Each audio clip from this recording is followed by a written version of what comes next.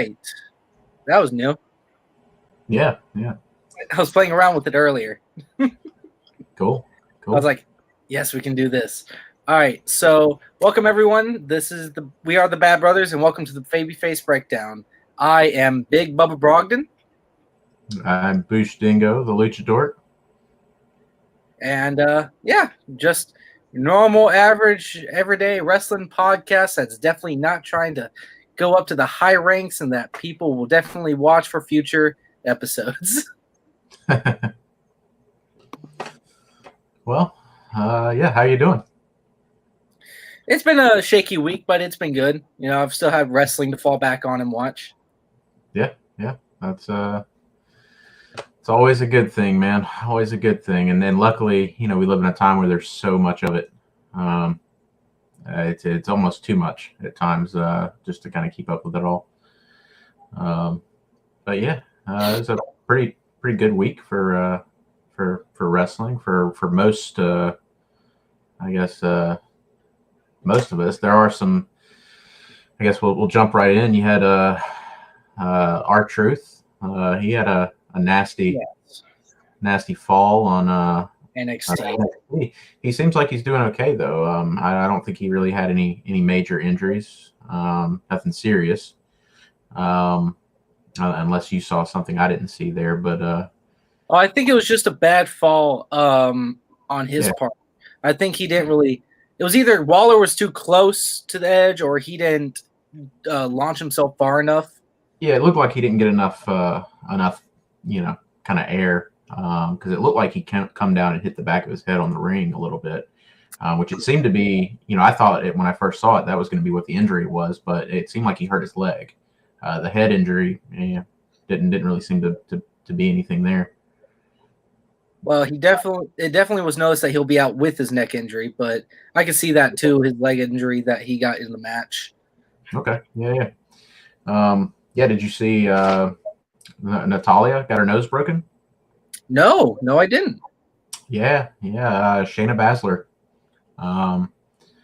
Man, it was a pretty nasty spot. It was after the match. The match was already over. Shayna Baszler won, which she. Throughout the match, there were a few instances where I legit thought, that Natalia was hurt. Like Shayna seemed to be working pretty stiff. The match ended, and Ronda Rousey had been in her corner the whole time.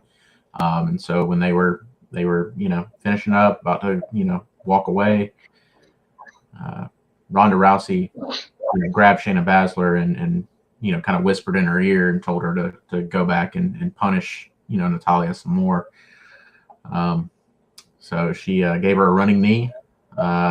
Immediately, you could tell something was wrong. Because Natalia sells well, but she doesn't sell that well. But yeah, blood, all over her face, pretty quickly. So yeah, she's I believe got a broken nose from that. And then as well, Logan Paul, he tore his meniscus, his MCL, and his ACL, which is unfortunate for him because I was really starting to enjoy the guy. Not really a huge fan of his personality per se or his character, but his ring work, from what I've seen, has been pretty impressive, for somebody who just jumped into the business. And I will say the match that he had with Roman Reigns, I never thought I would say this, but that match was match of the night for me. It was definitely one of the better matches. Yeah, it was pretty enjoyable. I think a close second would be the OC versus Judgment Day. I really enjoyed that match. And I guess, did you see that I think it was Michael Cole name dropped Bullet Club? Mm-hmm. Yeah. So we're just inching closer and closer to that. Right. To your prediction, being true. The handle is jiggling, but it hasn't yet been pushed open. Right. yeah, that was a shock to hear that. I did a double take. I had to like wait. Wait, did he say Bullet Club? Yeah, did I just imagine that? Because WWE is notorious for really not acknowledging anything that happens outside of the WWE universe. If it didn't happen there, it didn't happen. So that was particularly interesting to see or hear them name drop Bullet Club on a WWE pay per view. Yeah, it was definitely something. One thing I do want to say is I I did enjoy the wrestling in the Logan Paul Roman Reigns match. Yeah. I'm sorry, I just hate the guys. I just hate the Paul brothers. Yeah. Just them, even before WWE, all that. Logan has become more of a. I don't dislike him as much. I dislike him, but I just don't dislike him as much because he's grown up. He's understood. Right. I don't know much. I don't know much about either of the guys. I know that they're, YouTube celebrities. I know that Logan had a boxing match with Lloyd Floyd Mayweather, excuse me, and he lasted 8 rounds, which is pretty impressive. And then I think the other Paul brother just defeated Anderson Silva in an MMA fight. That's also impressive. Well, it wasn't. It was a boxing match, but was it boxing? It was boxing. Okay, still impressive. So I admittedly don't know much about the guys. What little bit I've seen as far as within WWE, as far as like promos, character work, etc.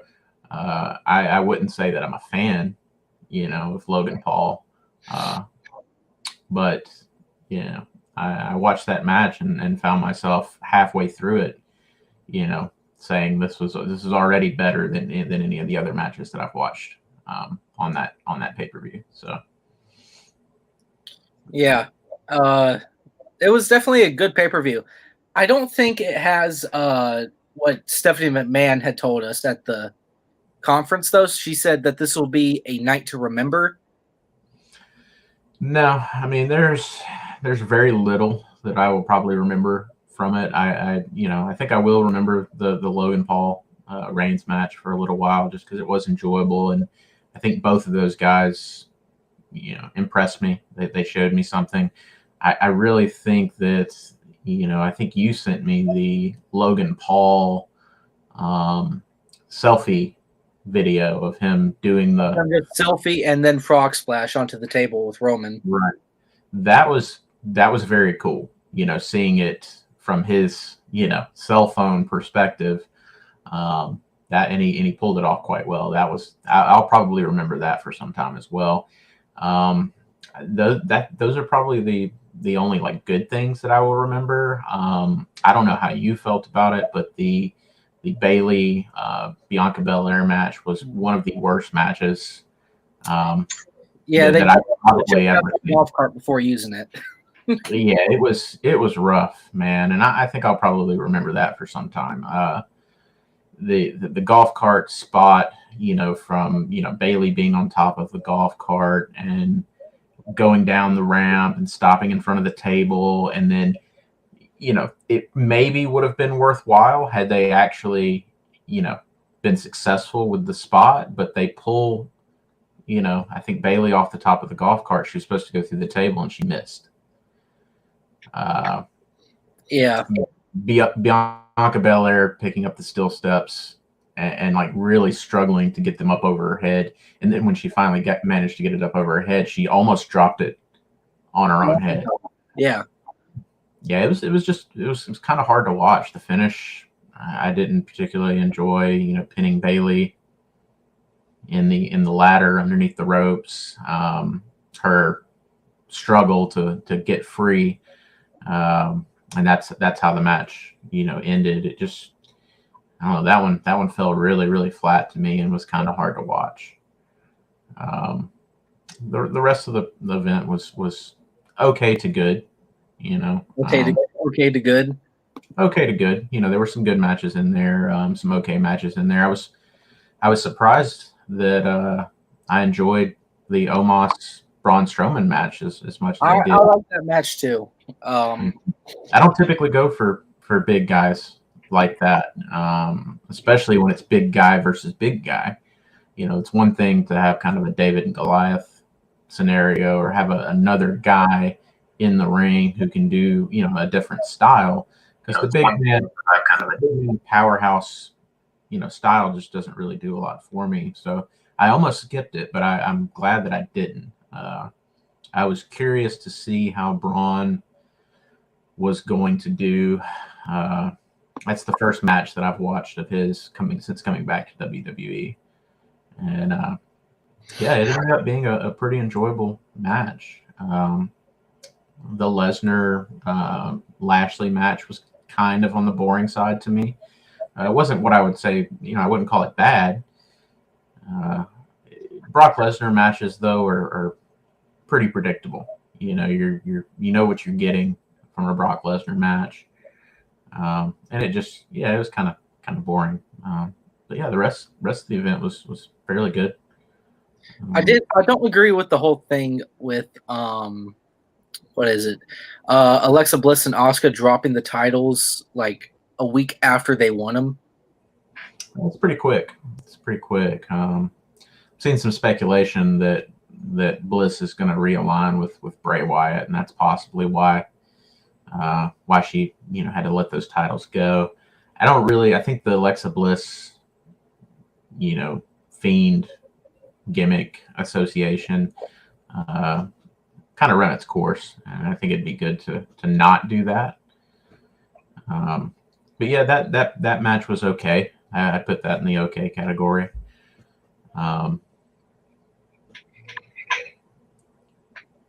Yeah. Judgment Day was fairly entertaining. I don't know if you caught Dominic doing the Eddie Guerrero shuffle in the ring. Some more of that good heel work that I thought you might appreciate. Hate the guy. I really hate the guy. He's got me. I hate the guy. I mean, that's his job, I believe. So he's at least, doing his job well. And the thing is, I've seen him in person. I've seen how small he is. I could think I can even squash him like a little twig. He's I want to squash him like a little twig. Right. He's not in the Marco Stunt category. Don't. Yeah. We already touched on that. We won't go there. We touched on that last episode. We don't need to talk about that again. But yeah, that was a good match. It's cool to see the OC back together again. Surprised that they lost. I kind of am, but I'm kind of not. I think they're kind of WWE's kind of big on Judgment Day and has some things planned there, and I think I think Dominic Mysterio and that whole situation's getting a little bit more attention and buzz. Whether it's positive or negative doesn't really matter. It's got people talking, so I think they're gonna probably keep that going for a little while. I actually have an unpopular opinion. What's that? Or popular opinion, I don't know, but I think this is probably going to be an unpopular opinion. I think Judgment Day is Retribution, but done right. Yeah, I could see the correlation there. Yeah. Because they always talk about how many chances have been given away from them, how much they're underappreciated in the wrestling world. I'm like, wait a minute, this sounds just a lot like Retribution. Yeah. Which, I mean, I'm sure that kind of angle has been recycled multiple times. I mean, I think you kind of have that with what's the faction of Saturn, Benoit, Malenko, when those guys first transitioned from WCW to WWE. They kind of played into that angle a little bit. but yeah, it was interesting that Sami Zayn wasn't able to attend the Saudi being in Saudi Arabia. Well, that's because of his heritage. That's because of his heritage. Right. And because of religious beliefs. That's the same reason why MVP wasn't allowed. Yeah. I think MVP a little bit more for religious reasons. I think MVP used to be a Muslim and has. And then he's an atheist. Right. By death in their country. Yeah. So it was. I noticed. It took me a minute to kind of land on the MVP reasoning. I noticed that he wasn't there, but I was kind of wondering like, why is he not there? Sami Zayn though, yeah, I knew he wasn't going before the show even started. And everyone wanted Sami. There was a lot of Sami chants. Sami chants. There were Sami signs in the audience. It's a weird situation, man. It's a weird situation. I don't really know how I feel about them doing the Saudi Arabia gigs. When you've got people who can't attend because they might be executed, and then the women situation, they have to dress very, very modestly, which my wife appreciates that. But yeah, it's just a weird kind of scenario. I think I'm starting to kind of get used to the 3D graphics. It's I don't think they should maybe do it as much. I think I saw like this past week on SmackDown they were doing the graphics. I'd maybe reserve that for pay-per-views. But it's gotten a little bit better than when they first introduced, the 3D stuff. It was cool seeing them like use drones for the event. They've always kind of used drones in WWE and AEW and all that. I've never liked the 3D, the holograms, all that stuff.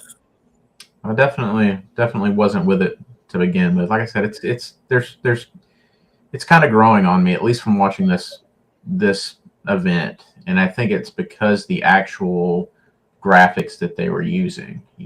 Previously it was kind of corny, like the design work behind it was kind of corny and cheesy. But some of the design stuff that they did this go around was actually kind of cool. They did a graphic for Bobby Lashley that I thought was pretty cool. It's like him in the sky, clouds in the background, and it said Almighty above the picture of him, and then it kind of disappeared, when he came out and made his entrance. I thought that was pretty cool. It's a pretty cool design. But some of it, I guess the Brutes. Wrong Brutes. Sheamus's game. When they did the graphic before their match, that was kind of cheesy. I wasn't a fan of just the design work there. But yeah, I'm still not big on it. I take it or leave it. I'd leave it. But you talk about Brutes. They had a good match. Dude, whenever Pete Dunne, Butch, whatever his name is, gets in the ring, it's usually a good match. That was a good match. I mean, the Usos are an excellent tag team as well. They're really good. So yeah, I enjoyed that match as well. Yeah. Do you think the Usos are going to lose the titles on Friday? Who are they facing? New Day. Is it New Day? How close are they to? I think a week or two away. Okay, so that's probably why they have them booked. Going up against New Day, because New Day are the record holders, right? Mm-hmm. Yeah, that's at least interesting to see what happens there. The New Day, since I've kind of come back and started paying attention, the New Day seems to have lost a lot of steam from where they were, when I was watching previously. So I don't know, the bloodline and the Usos, the Usi thing, all that seems to be really hot right now. So I would be surprised if they ended up, dropping the titles to New Day. Well, it could set up Big E's return because I think he's like recovered now. Really? It's been nearly 6 months, 7 months. I'm not entirely sure. I wasn't really watching when that happened. I remember hearing about it because it was a pretty rough injury. Oh, yeah. I used to be a big fan of the New Day, and I still like them. Part of me, though, really feels like Big E, deserves a bit of a solo run. I'm not. Was given. Yeah, I'm not necessarily saying disband the group. You can keep them together, but I would maybe, since we're doing the brand splits and you've got the SmackDown roster and the Raw roster, I would maybe divide them that way. Just have Big E go to a different roster and give him a little bit of a singles run. I think Big E's got potential. He's main event material. Whereas as much as I like Xavier and Kofi, I don't see that in them. And we did the Kofi experiment not too long ago, and that really love that. Yeah, I wasn't a fan. I wasn't a fan of Kofi. Really? Yeah, didn't work for me. I like the Kofi Mania stuff. That was an interesting time. It didn't put butts in the seats. Not at least not my butt. It put my butt in the seat. Well, fair enough. We'll have to agree to disagree on that one. I do have to say though, just give Xavier a mid-card title run. Yeah, I think of the three, Xavier's probably the one who's gotten the short end of the stick. Yeah, he's either been a manager or he's been a tag team champion or King of the Ring. He's won King of the Ring. Yeah, King of the Ring doesn't really seem to mean much these days, though. It doesn't. No, it's almost. I mean, you're almost saddled with that. Like it's not necessarily a good thing to win King of the Ring. Well, unless you can pull off the gimmick. And very few people have successfully been able to do that. You've had King Booker. That one was good. Yeah, he did that fairly well. And going back. Yeah, King Barrett, he managed to make it work. It was he had to take some time to really get there. I really liked the Bad News Barrett gimmick, and so kind of transitioning from that to the King Barrett was a little difficult for me. But he eventually made it work. But really, I was about to say King Barrett. I don't know of a King of the Ring winner since King Barrett that worked for me. It all just felt kind of, I don't know, kind of corny, kind of cheesy, kind of like it just wasn't working with the person that was trying to get it over. King Corbin was the last one that it works for me. King Corbin, as I even have the King Corbin figure still in the box, but King Corbin, just the attire looks so good. And the way he presented himself as King looked great. Even his downfall from King was great. I've never been a Corbin fan. I kind of wanted to like him in the beginning when he had the long hair and he had a good finisher. He's got some pretty nice tattoo work. So had a good look, but yeah, just. I don't know. I kind of soured on the guy. I don't dislike him or anything, but I just lost interest. I did kind of, I wasn't watching, but I had heard about his, the gimmick where he had, had his wife leave him and he lost his house and he went into all this debt. And I love that gimmick. Yeah, and that was, that piqued my interest and got me to kind of put eyes on him again. And I will never forget bum ass Baron Corbin. Yeah, that was somewhat entertaining. It reminded me ever so slightly, and I hate to even make the comparison, but of the Raven. What about me? Kind of woe is me. Always, poor, pitiful, pathetic me. Kind of gimmick. So I don't know. I that was mildly entertaining. Talk about gimmicks. What's your favorite gimmick that wrestlers do? Heel or face?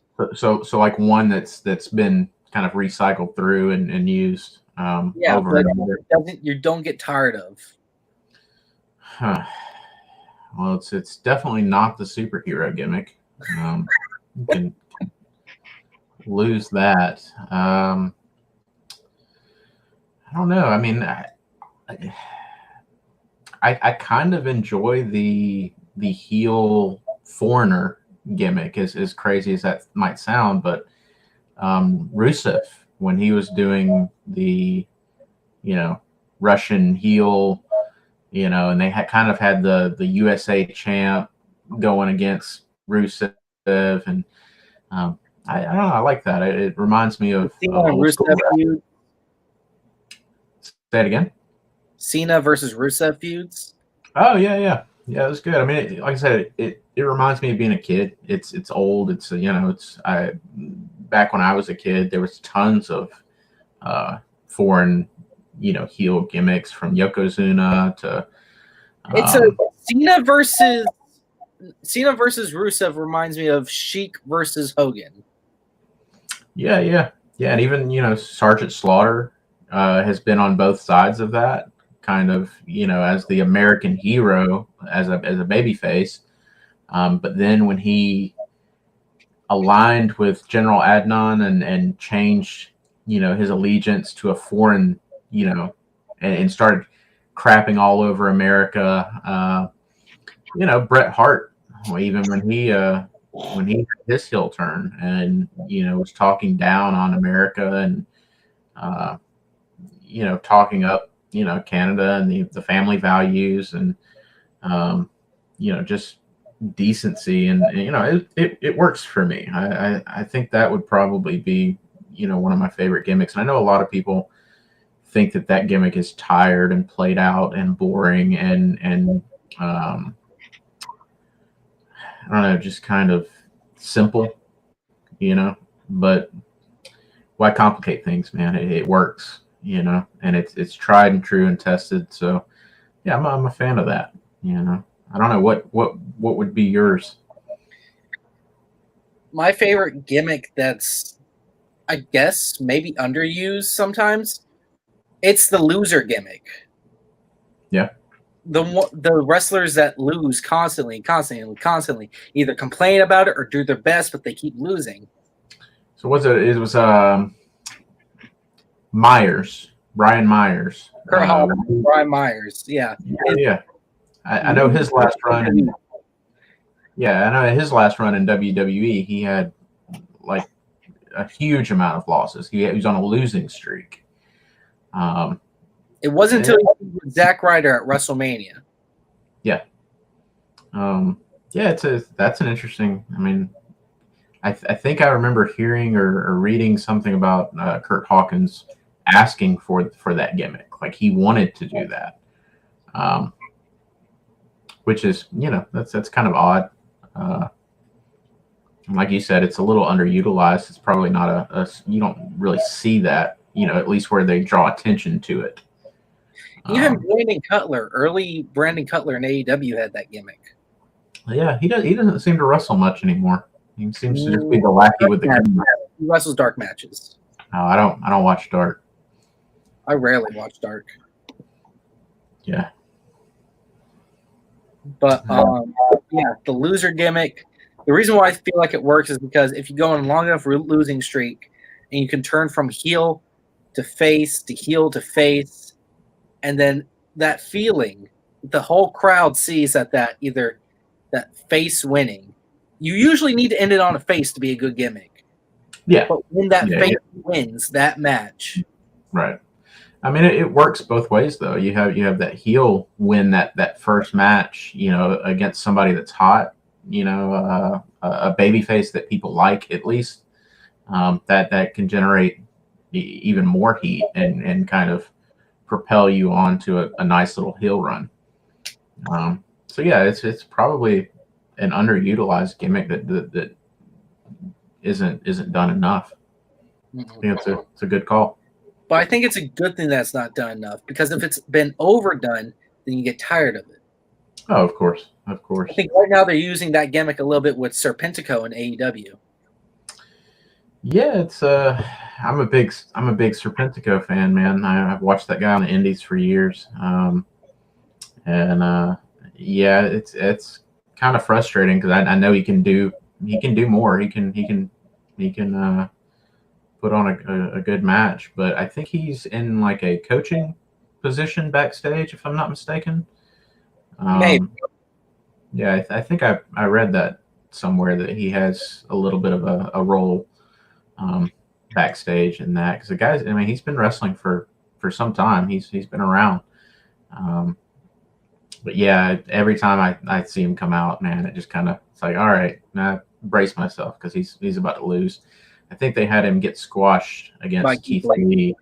Yeah, most recently, and that he got a good shot, and then he was like, crap, and then he gets power bombed, and that's it. Well, I mean, Serpentico plays that role pretty well. I think, I mentioned I've seen him on the Indies, for years. Seen him quite a few times. He's always a heel. I've never seen him work as a face. Really? Never seen him work as a face. He's always a bad guy. He always, to me, he looks like a face. Yeah, in the promotion that I saw him in, man, he could generate some serious heat. He's part of a faction with I've mentioned before, Mecha Wolf, who's in NWA now. They're Puerto Rican, wrestlers, and there's a couple other guys that were part of a faction. And man, they would have people throwing glass bottles, throwing food at the ring. The first couple of times I went to some shows there, they would have meet and greets after the shows, and I was always disappointed because, that group, I was a big Mecha Wolf fan, and I liked Serpentico and those other guys, but they never did meet and greets after the show. And I talked to the promoter one time and kind of asked, like, why? How come they never do meet and greets? And he's like, man, they get too much heat. Like there are people who wait around, outside the venue to try and start fights with them. That's how good, of bad guys they are at their stuff. Yeah. And it's particularly interesting. I've been to a few wrestling shows, in this modern era, where people have been kicked out, been arrested for attacking wrestlers. And it's just, I get that back in the 80s, 90s, and even, prior, when the majority of people weren't in on the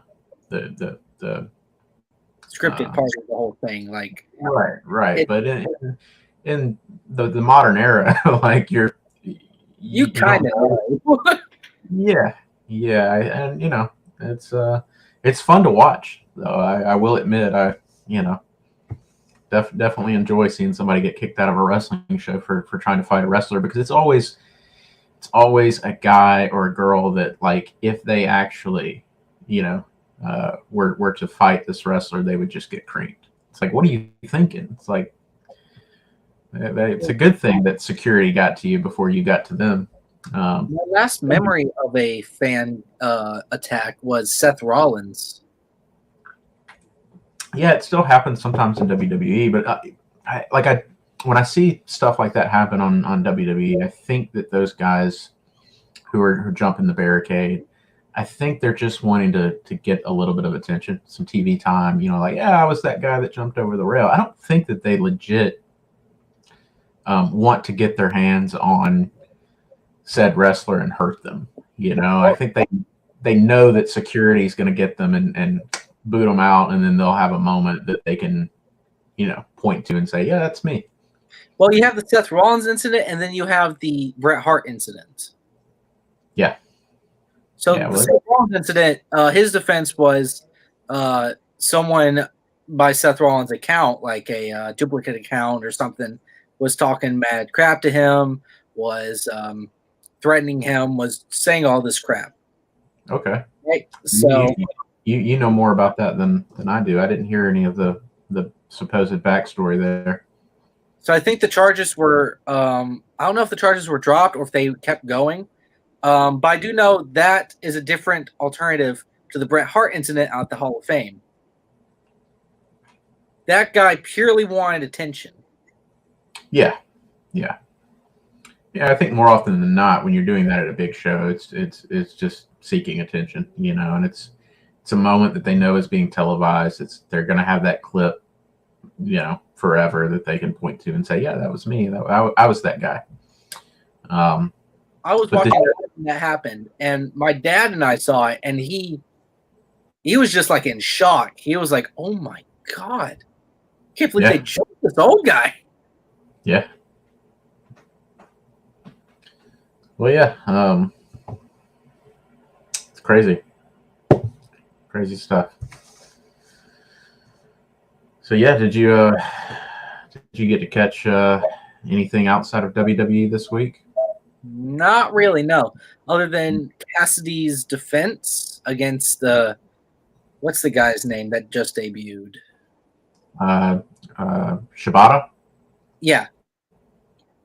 Yeah. I'm not even going to try to pronounce his first name because I would probably butcher it. But yeah, that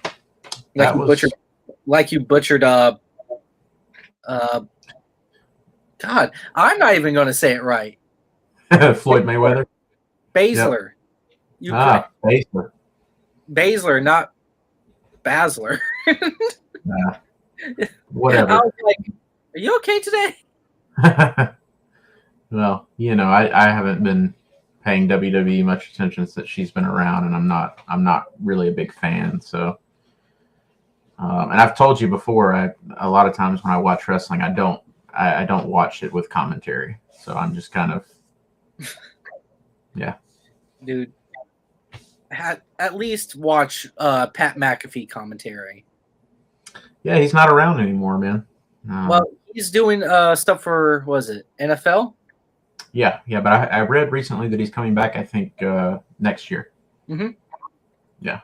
So, yeah, I've heard good things about him. I'm not familiar with him, but I've heard good things that he's supposedly a pretty good, commentator. Need to listen to his commentary during matches that he's been commentating for. Yeah. It's hilarious. Okay. Well, yeah, I'll keep that in mind. And I sometimes do listen to commentary. It's not an always thing, but a lot of times I don't, and I got a kid, man, and a lot of times when I'm watching wrestling, he's making noise and causing mayhem, so it's hard to really catch everything. But yeah, Baszler, I even still probably won't get it right because I don't care. But yeah, the Shibata losing to Orange Cassidy, that that's a travesty. I feel bad for Shibata. If it wasn't a title match, I believe AEW would book it differently. Yeah, we got into the Orange Cassidy stuff last week, and if you're watching and you are interested to know how I feel about Orange Cassidy, you just watch episode 3. You'll know. We're not going to rehash it, but yeah, I felt bad for poor Shibata there. I will say that I think the Superman or the Orange Punch, the finisher, that spot was pretty cool the way they did that. So, but yeah, the Dynamite, I guess Jeff Jarrett. That was surprising as well. Yeah. Did you see like how that fully went down? No, not really. I only saw clips. I didn't get to watch Dynamite live. Yeah. So there's a I guess, a factory guy named Cole Carter. He came out first in the middle of the match dressed as Sting. The trench coat. He was wearing a mask, though, one of those plastic Sting masks. So it was pretty obvious from the jump that it wasn't actually Sting. However, I think it still works because he came out and attacked Darby Allin. And if you're Darby Allin, you're in the middle of the match, you turn around and there's this guy that, resembles Sting attacking you. You're not really doing the math on, well, that's a mask. It's not fake. This is not actually Sting, So I could see Darby thinking, that was actually Sting that attacked him.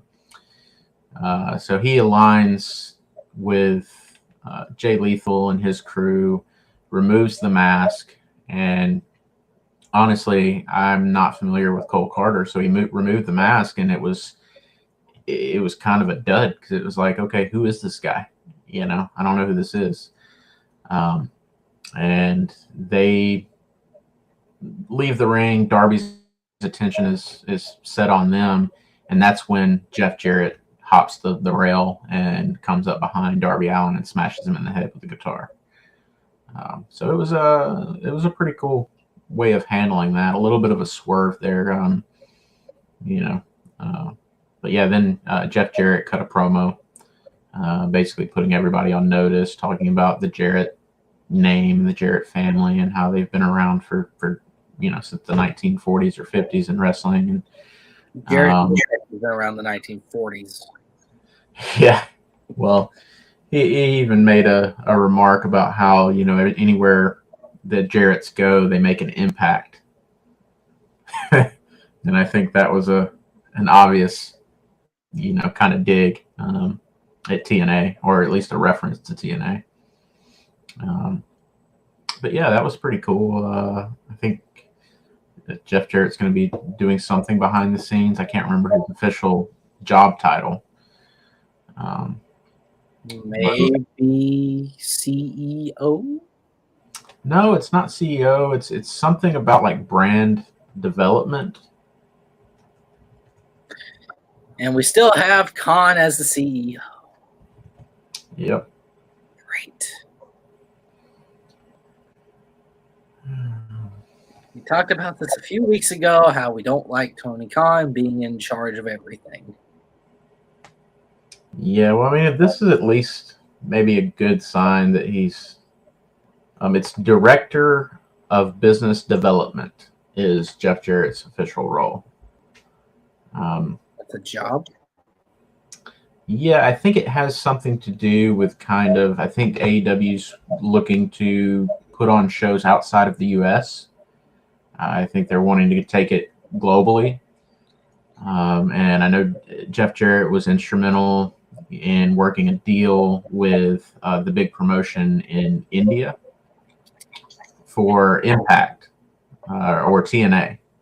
Wasn't Khan the one to say that they don't need to go out of the country to keep them relevant?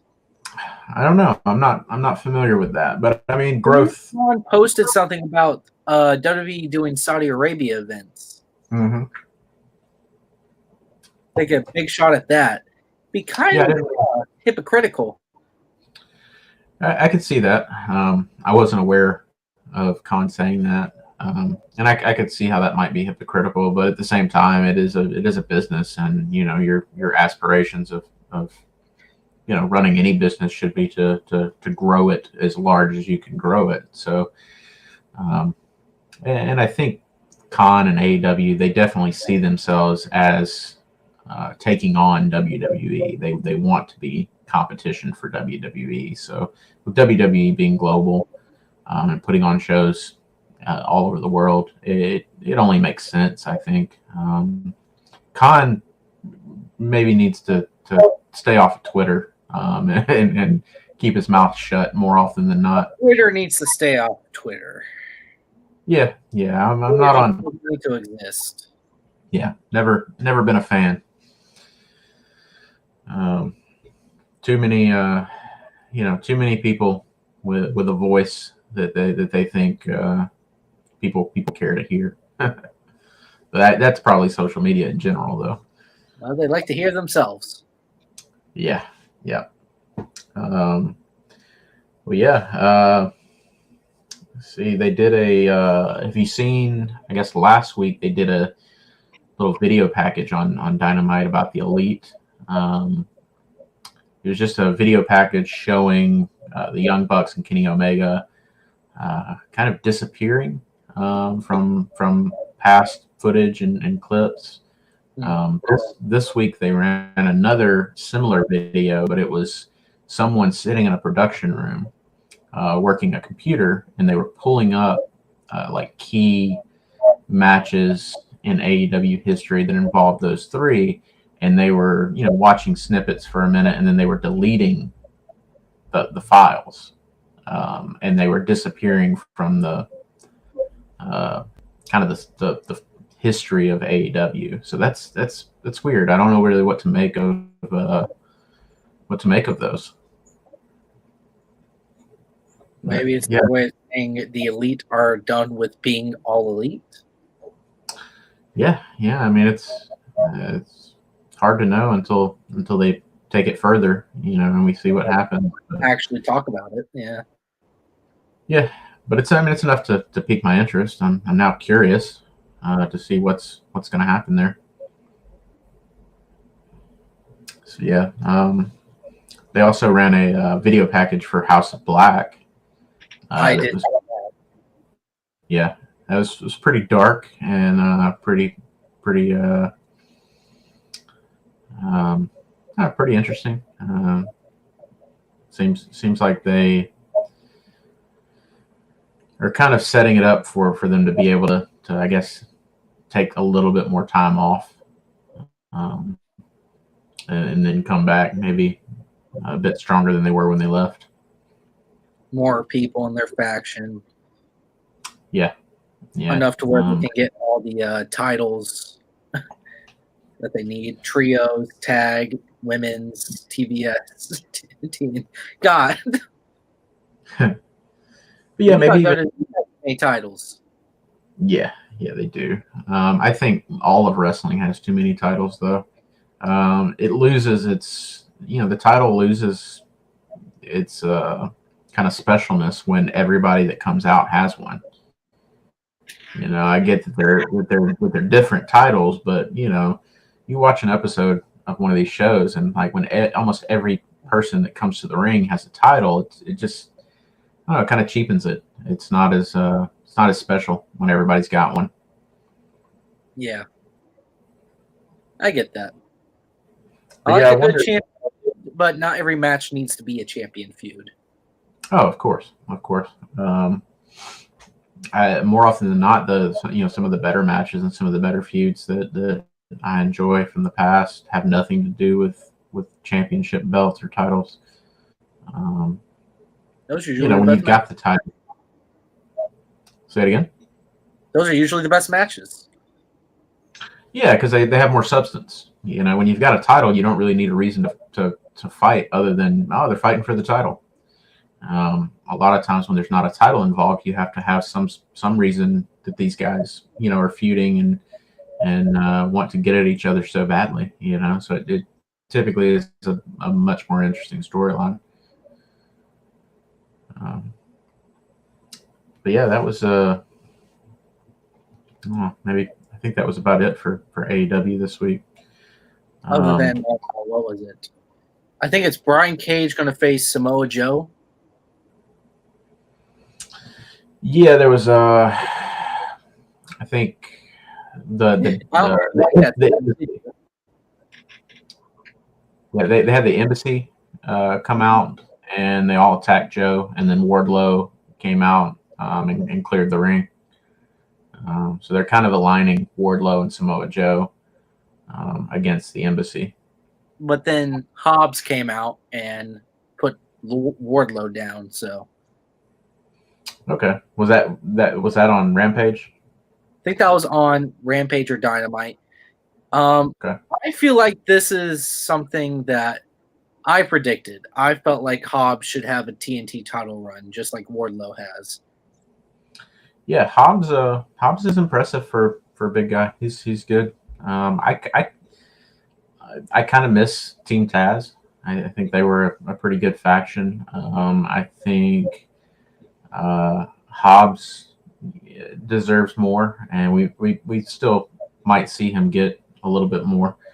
Um, I think the way that they've handled Hook has been pretty good. He's hot. People like him, and he's good. He's a good kid. Ricky Starks. I think he's been probably one of the most mismanaged talents on the entire roster. In the AEW Championship tournament. Yeah, and hopefully they take him, take him to the end of that, at least. But yeah, Ricky Starks is money, man. He's talent, and he deserves more than what he's gotten since he's been there. So I know he had the injury, which set him back a little bit, but still, I think he could be a superstar. Yeah, but the question is, if Starks wins, who will he face at Winter is Coming? Yeah, I mean that's a good question. We'll have to see how that goes. I don't know that I have faith that they're gonna pull the plug on Starks and take him all the way to the main event, but we'll see. Yeah, because we have a few matches for Full Gear coming up on November 19th, that Saturday. Yeah. So, and they all look very well made and very well put together. Of course, the main event being Moxley versus MJF. Yeah, and that should be a really good match. I'd be surprised if it weren't. Oh, I would too. I'd be surprised if that didn't work. I think I also saw a Ring of Honor Championship match announced. Oh yeah. I'm glad that you brought that up because I forgot about the Jericho Open Challenge this week. Colt Cabana. Colt Cabana. I did not expect him to be the guy. It's I don't know. It's kind of frustrating. Tony Khan announcing the surprises before the surprises happen. I really, really wish that he wouldn't do that. I get it. You want to let people know that something special is going to happen on your program so that they tune in. It's a ratings ploy. But I mean, my view on that is just put on a good show that people want to tune into. Right. And you don't have to do that. But even the commentary team, when you start watching, the beginning of the episode, if you know what's going to happen, you can hear them kind of giving things away. The Jeff Jarrett surprise was something that they mentioned on commentary at least twice prior in the show. They didn't mention him by name, but the way that they talked and said things about what was coming up in that match and kind of the build to it, and I already knew that Jeff Jarrett was going to debut. So when I picked up on some of those, hints that they were dropping, it made it fairly obvious. Now, I don't think that you necessarily, would have known if you were watching live who the surprise was going to be. But it let you know that somebody was going to pop up and it was going to be, basically a debut of somebody that was going to interfere in the match, which, just let it happen, man. Let it be a genuine surprise. But the announcement of, Jericho has an open challenge and it's going to be a mystery former Ring of Honor champion. I didn't necessarily expect it to be a debut, but I did expect it to be somebody that we hadn't seen in some time. And Cabana never crossed my mind. probably the reason for that is I'm not a big Cabana fan. He's not somebody that jumps out at me. I was hoping for Christopher Daniels. That's who I wanted to see, just because Christopher Daniels is great. Jericho is great. Seeing Christopher Daniels versus Chris Jericho, yeah, sign me up. Colt Cabana, however, that's a channel changer, man, for me. I did watch the match though. It was okay. It wasn't great. There was a spot where Cabana dropped Jericho and they both tumbled out of the ring. So you call that a botch. I know Chris Jericho hates that term. So sorry, Chris. He does not like it. Yeah. So apologies, Chris, but that was a botch, man. And I think it was a Colt Cabana botch. It didn't seem like Jericho's fault. It seemed like Cabana's the one that kind of screwed the pooch on that. But yeah, it is what it was. I'm glad it's out of the way, and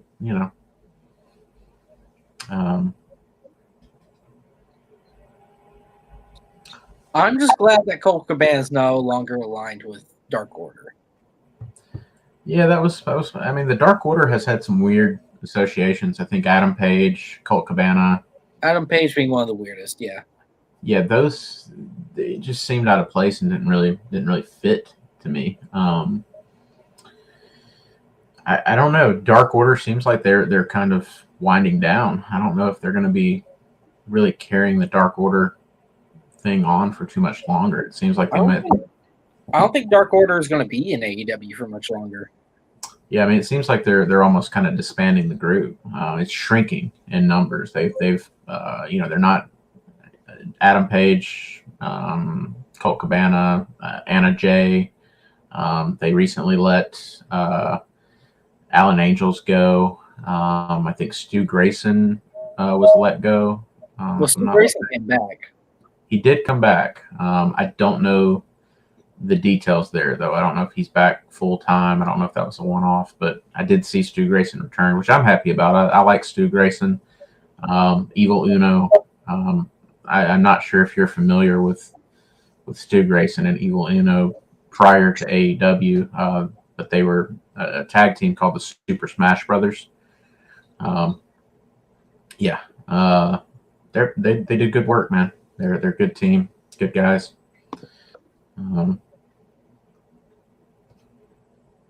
Yeah. Speaking, I guess, of Dark Order and Alan Angels, you said you didn't watch anything, outside of WWE this week, but on this week's episode of Impact, yeah, are you familiar with Violent by Design? Yes, and their debut of Khan and Alan Angels, which Alan Angels had been in Impact for a few weeks now, but they had two new guys join Violent by Design, and it was a surprise reveal, and it ended up being Alan Angels and Big Khan, who is Connor from which is one of my favorite tag teams that was underused. Oh yeah, man, it's a travesty what happened to those guys on the main roster. They were so good in NXT. They were. Yep.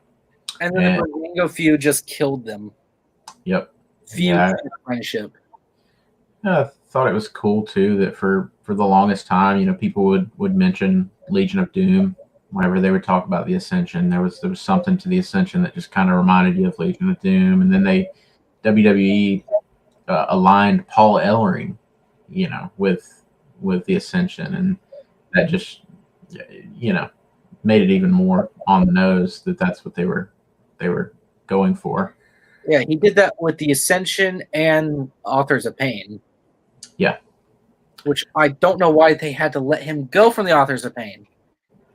Yeah, and that's another Authors of Pain, man. I thought those guys were going to be big, like on the main roster. I thought they were going to do really well on the main roster, and they didn't. Some need to stay in NXT, NXT needs to be stopped seeing as a developmental Yeah. phase. Yeah. But some people need to stay in NXT because they're great in NXT. Yeah.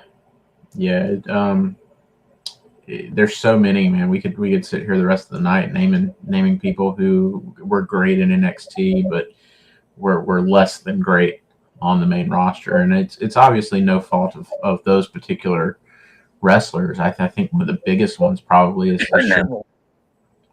Neville, Shinsuke Nakamura. Nakamura was great in NXT, and I since his main roster, call up, I've not enjoyed any of his work. Bobby Roode. Yeah, the glorious Bobby Roode. I missed that. But yeah, it's pretty cool to see Connor pop up in Impact, and Joe Doring was absent. He used to be in Violent by Design, but he was recently diagnosed with brain cancer. I don't know if you heard about that.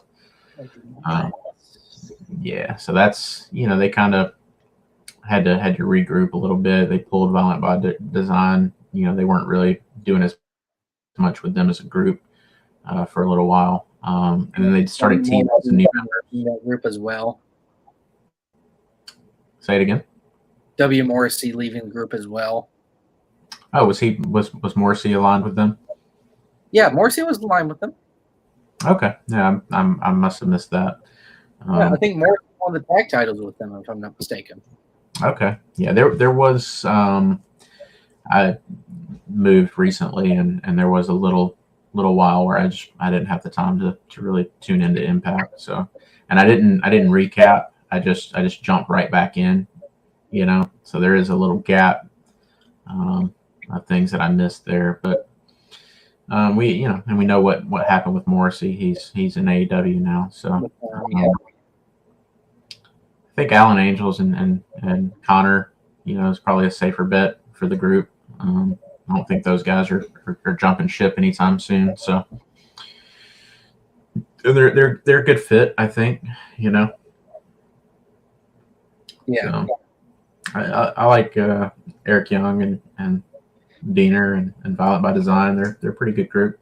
I hate that Eric Young was one of those guys that we just talked about with NXT and how they were pulled the main roster. I'm just so mad that he was underutilized. Yeah, Sanity, man.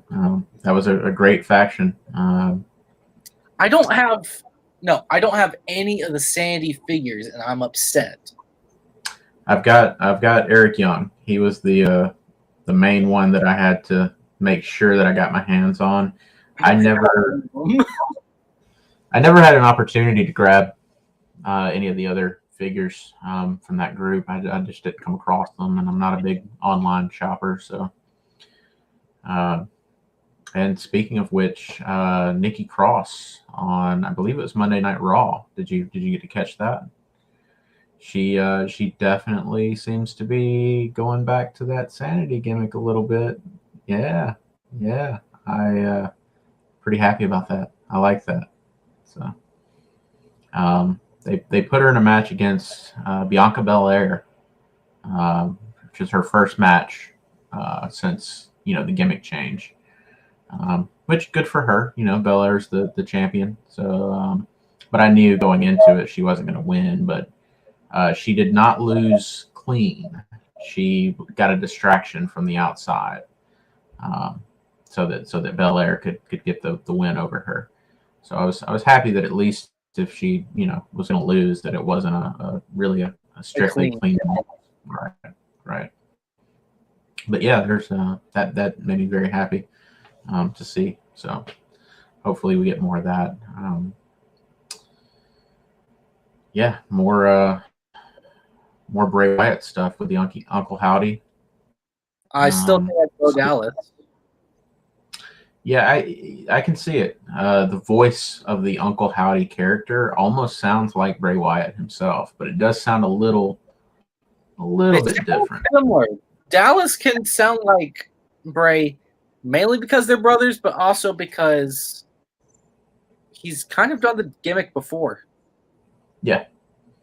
Yeah, I hope it is Bo Dallas, man. I was a big Bo Dallas fan. That's another guy, who was in NXT and got over with me, and I enjoyed the Bo Leave, motivational character, um, and just did not really transition well to the main roster. Speaking of that, I meant to ask you as well. Are you familiar with Joe Hendry over at Impact? Maybe a better known name?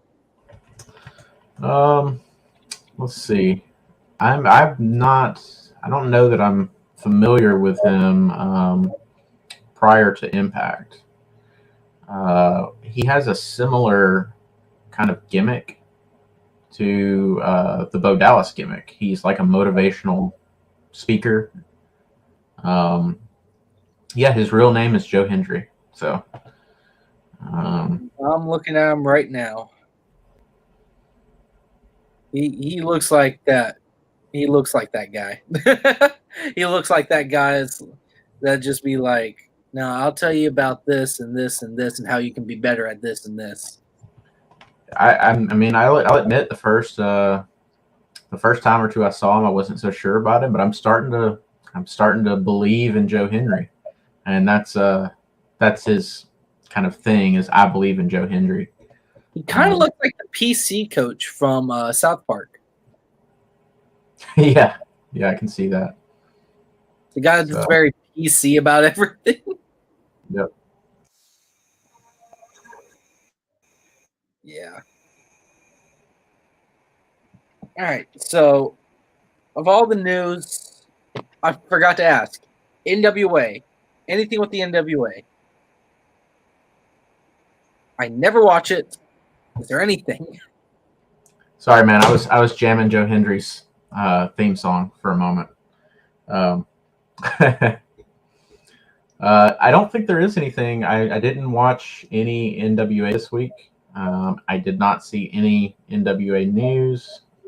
So I don't really have anything on NWA this week. I don't know if there's really anything of note that happened this past week. Well, I guess that's all the news that we have for today then. Yeah. As far as I can recall, I will. One other thing that I wanted to touch on. Monday Night Raw, Austin Theory versus Seth Rollins. Did you catch any of that? I did, and I very much like Seth Rollins' blonde hair. Yeah, and the match was also good. Yes. Yeah, it was pretty good. I like Austin Theory, but Theory wasn't as D-baggy as he usually is. Yeah. I mean, you're going to come around. Beard too. I think Theory looks better with a beard than he does with a baby face. Oh, I agree. It's a good look for him. But yeah, that was an excellent match, man. I really enjoyed it. The like somersault, like tumble blockbuster move that he did on Rollins was nice.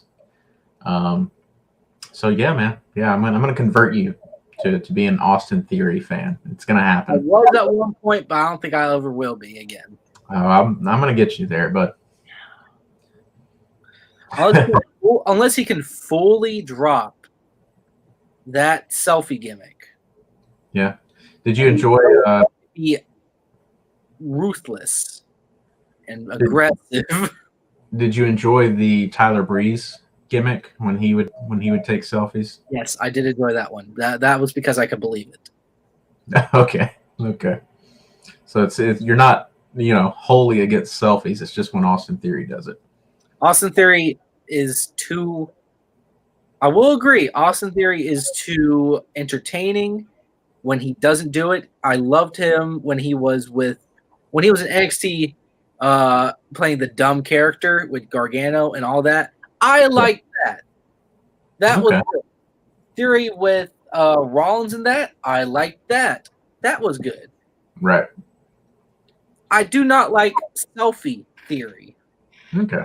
Well, it's a gimmick that I think probably will run its course, and he'll probably move on to something else and kind of evolve the character. I mean, man, youngest United States champion, youngest Money in the Bank winner. Like, he's a kid. He's got some growing to do. Isn't he just 22? He's 24. Oh, 24. Well, that runs him out of youngest WWE champion. Yeah, who is the youngest? Randy Orton, I think. Either Randy Orton or Brock Lesnar. Okay. I think at 22. Yeah, that's young. Randy Orton was the youngest WWE champion at the age of 22. That's impressive. It's impressive. It is. And we do have a youngest tag team champion in history. Yeah, who was that? Oh, Nicholas. Yeah. I try to forget all about that, man. Until I brought it up. Oh yeah. That's a blemish. What happened to that kid? He's one of the ref's sons. It was just a one-off type thing to, I'm gonna throw the kid a bone. I don't understand it, man. I'm not even gonna pretend like I remotely understand what they were thinking there. But yeah, I think he's the son of one of the like longtime refs. He is. So, he is. Yeah. I just see a picture now. Yeah, apparently, they owed that ref a favor or something. Maybe he's the guy that had the goods on Vince or something. Maybe. Maybe. I want to see a current picture, but there's nothing showing up. Everything is like from 2019. So. Yeah, I mean, I imagine with wrestling fans being wrestling fans, that kid would probably have a hard time making it on social media. So I wouldn't expect to come across a Facebook page or anything like that until he's. He used to have a Twitter page. I used to follow him on Twitter when I had a Twitter. Well, he probably had to delete that from all the hate that he got after that match. That doesn't ever feel like right with me, is hating on a kid. Me hating on Dominic. Yeah, I mean that's why I tend to direct more of the ire towards the people who actually made that happen. The adults who thought that was a good idea. Yeah, that's more on them than it is on him. He's a kid, so I'm not going to give him much flack. If I were in his position as a kid, I would have totally done it and thought that it was the coolest thing ever. So you can't really fault, the kid for doing it and being a part of it. You can't.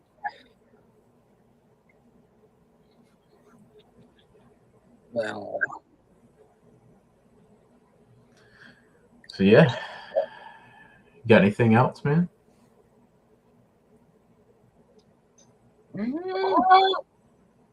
Not really. I was trying to think of a little fun idea, but I never got one. So I guess no fun idea for this episode.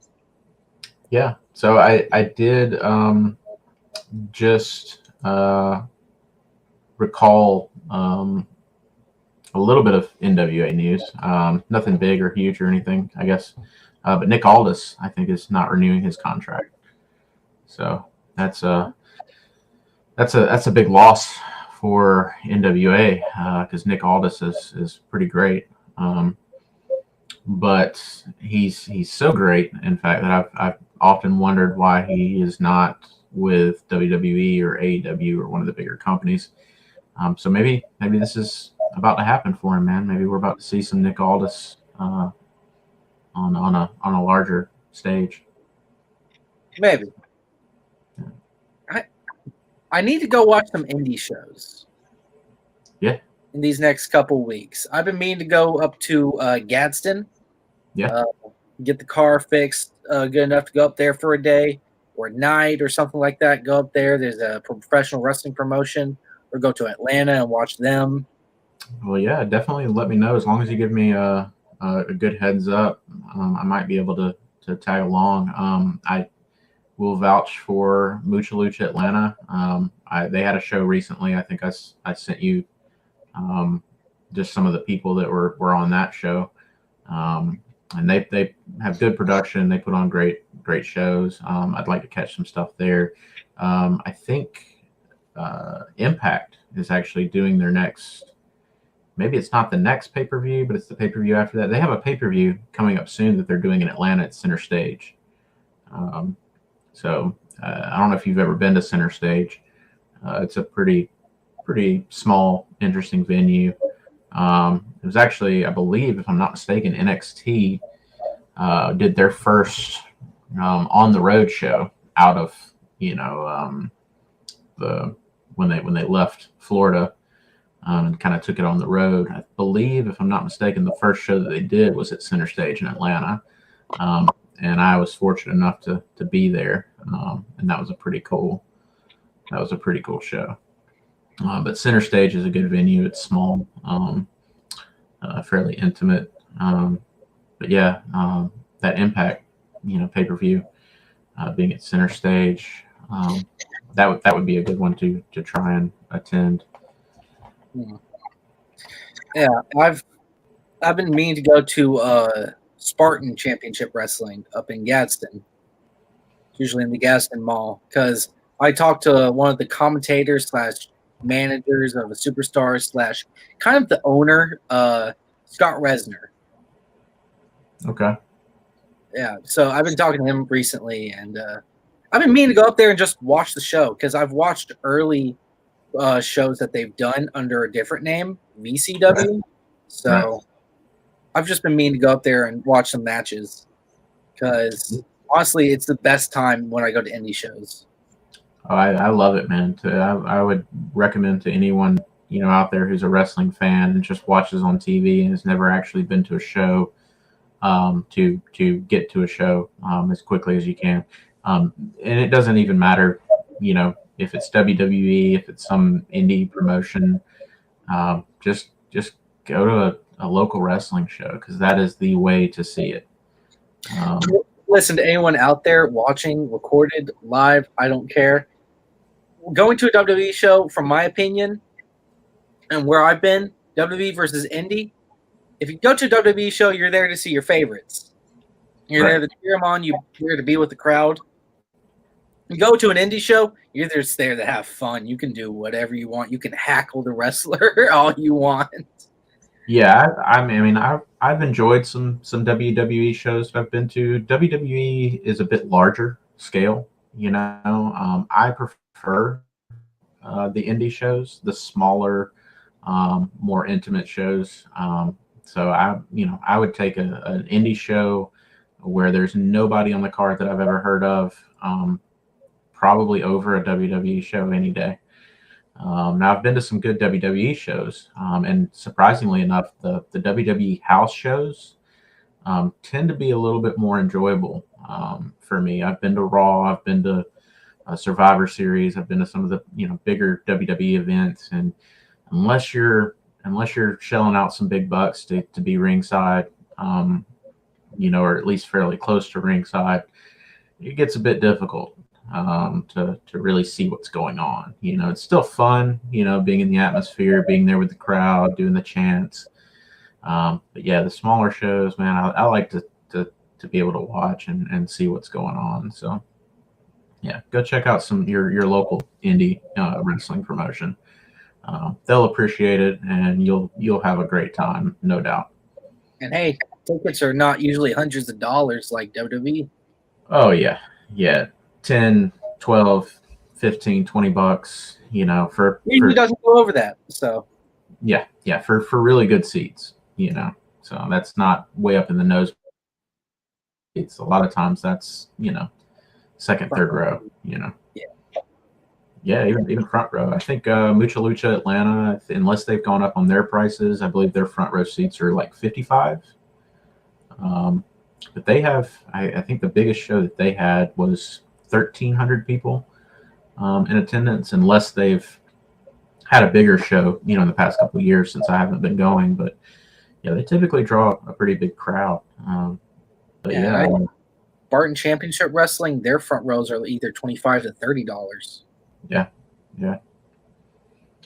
Yeah, I've seen wrestling shows in Montgomery, Alabama, Pell City, Columbus, Georgia, Atlanta, Norcross. You know, all a good time, man. I've never been to a wrestling show and had a bad time. Yeah, no, me neither. I can't think of I can't think of a wrestling show I've gone to and I haven't had a ball. I've had always a great time. Even if the matches were weak, I always had a good time seeing my favorites. Or if I go to an indie show, I always have fun just going bananas, doing whatever I want. Yeah, cheering the baby faces, booing the heels. Yeah, doing a little Ric Flair woo. When you get Every the chest out. Yeah. It's always a good time. So yeah, that's the way that wrestling should be enjoyed. Though it's definitely a interactive sport, probably more so than any other professional sport. Yeah, that's the way to do it, man. Go to a show. Well, if you don't have anything else to touch on, no, I think that's all I got, man. Yeah. Well, I'm sure, no doubt, there'll be some stuff that goes on over this next coming week. We'll watch Raw. I think this will be interesting. Yeah. We'll watch, Dynamite. I'm gonna try and catch Rampage, Dynamite, even some Dark. Dark's kind of underrated. I like some Dark matches that they do, especially when they bring in indie guys to try and do tryouts. Yeah, I've seen some of those. Again, going to indie shows, I've seen a lot of like indie talent that I know from local promotions that have popped up on Dark, and I've watched some of their matches just because I am familiar with them and kind of have a little bit more of a vested interest there. But I've never really made it through a whole episode of Dark. Yeah, I'm gonna watch Raw. I'm gonna watch Rampage and Dynamite. I'm gonna watch Impact. I'll probably skim SmackDown. And then I'll watch NXT as long as Quincy Elliott doesn't come on screen. Yeah, I'm still not back on board with NXT, but we'll see, man. We'll see. I'm keeping my eyes on them. No. I think that's gonna do it for us tonight. Yeah. Well, yeah, we'll see you guys next week, same time, and yeah, give us a subscribe on the YouTube channel. You can look up the Bad Brothers Babyface Breakdown and find us there. We have a national channel. We're trying to get subscribers so that we do these videos on there and even have edited videos. I think you have episode 3 edited first. Yeah. Episode 3 is up and running. We have an Instagram as well. Find us on there and give us a follow. See some clips from the show on there throughout the week. And yeah, we'll see you guys next week. This is Boosh Dingo, the Lucha Dork, signing off. And I'm Big Bubba Brogdon, the co-host that just doesn't know when to stop talking. The co-host with the most.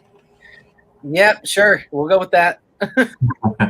We'll end on that, and that Austin Theory sucks. You'll come around. I don't think I will. So tune in next time to see if Big Bubba Brogdon comes around to Austin Theory. He will have to go through a major character change. That's going to be our overarching story for the series. Tune in each week to see how closer. See if I'm either straying further away or closer to Theory. Right. All right, guys. Well, you be safe, and we'll see you next week. All right.